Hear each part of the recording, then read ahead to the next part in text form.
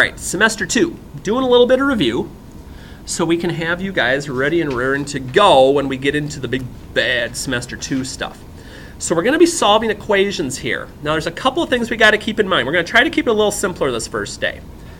All like terms need to be together. Now there's one thing I didn't mention here,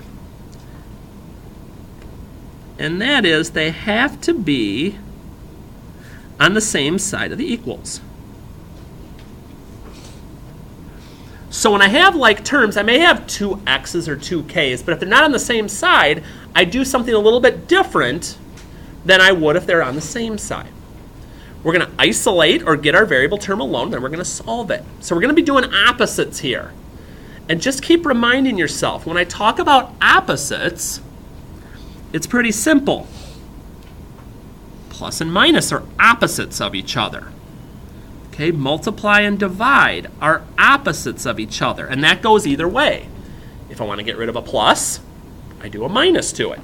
If I want to get rid of a times, I do a divide to it, and vice versa.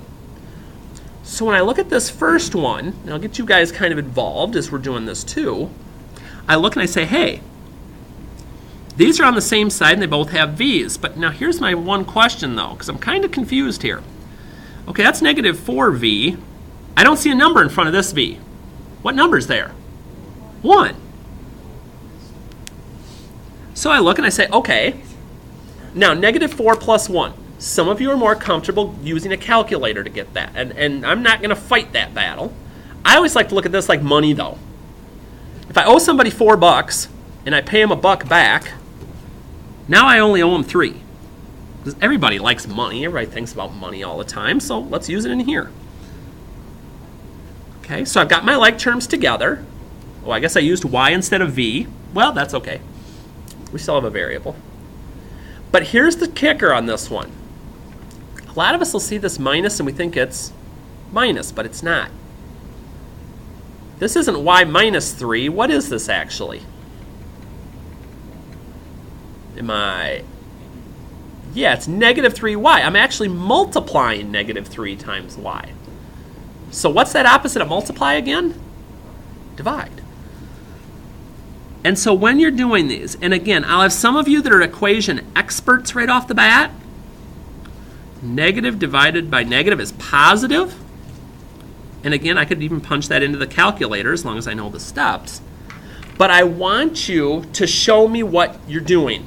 I need to see at least a step in here. I don't want you going from this to this.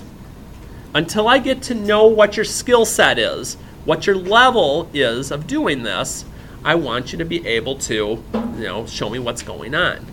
And like I said, if colors do something for you in seeing the steps, I'll always have colored pencils and markers and things up there. You can always use those. You're always free to do that.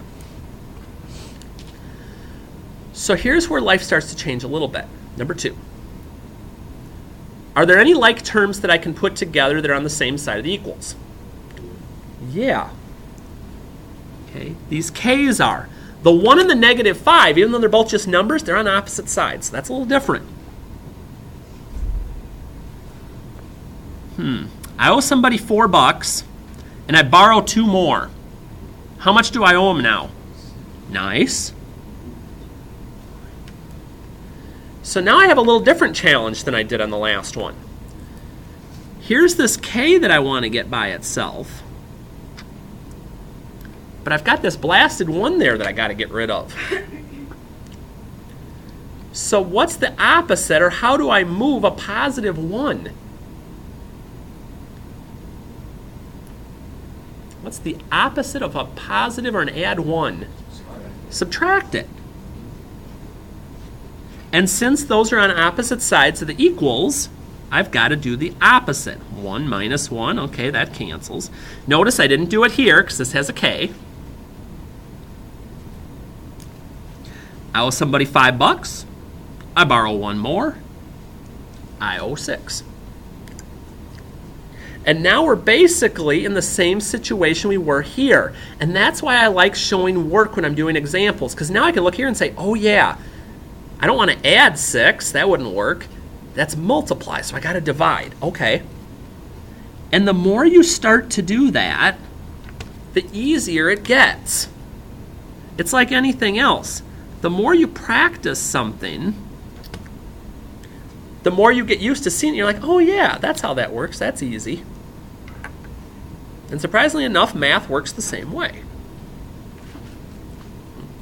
Now, some will look the same, some will look different. And if I ever do something that you're like, wait a minute, why'd you do that? Please tell me, okay? Because I want to make sure that we're getting this down correctly. So never be afraid to ask a question. With these, it's worse to not ask questions than it is to ask one and then go, Okay, let's do a couple more here. What should I do first at number 3? Yes. Okay, I got some like terms. So I got 6 p's. I take 2 away. Only got 4 left. And since I'm multiplying p by 4, and how do I know this? Well, I don't see a plus or a minus in between them. I can even put a little multiplication dot in there if I want to remind me. And the opposite of multiply is to divide. And we're set and ready to go. Okay, I just want to do numbers 4 and 5, and then I'm going to leave 6 because it's kind of getting repetitive here. Number 4,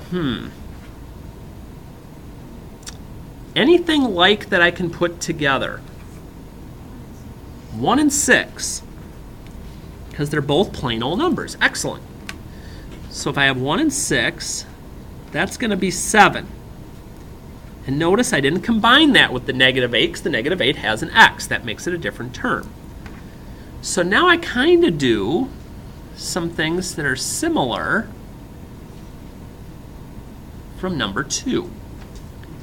My goal is to isolate or get the variable term by itself.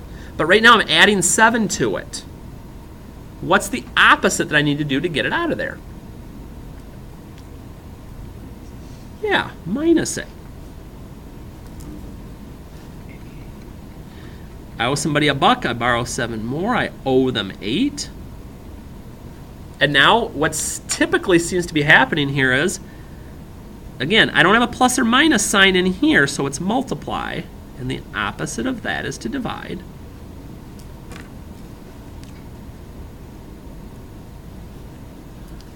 And I'm set. And it's going to seem kind of strange that I even put number 5 on here, but for some people, this is one of those things that's so easy, it's hard.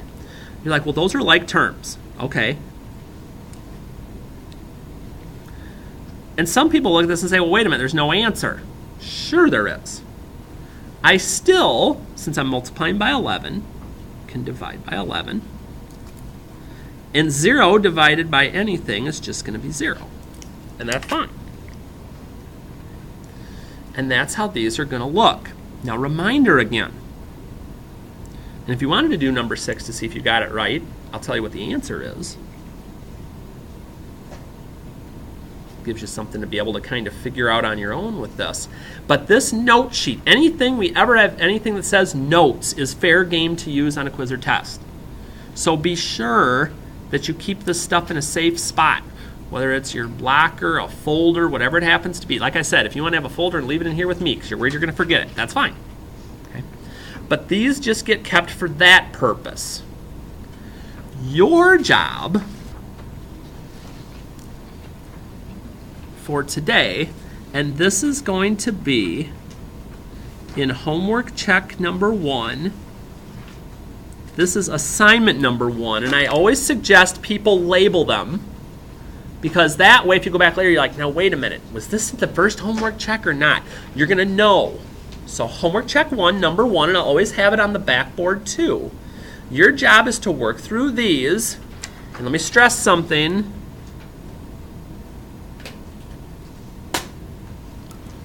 Show me what you're doing, even if it's just one step. And tomorrow when you come in, we'll have some answers up for this. And if there's some you're like, wait a minute, I'm not sure on this one, we can work through some of them together. And then we're going to keep getting into a little more in depth with some bigger type equations and stuff like that. So right now you got about 10 minutes. Even if you just complete like 5 problems right now, just to reinforce what you've learned. I'm telling you, you're going to get on a roll, and you're probably just going to knock it out and finish it anyway, or be pretty close. Okay? So use your time wisely. If you get stuck on something, come see me. I think I'm even going to get the key out here so you can check something as you're going along.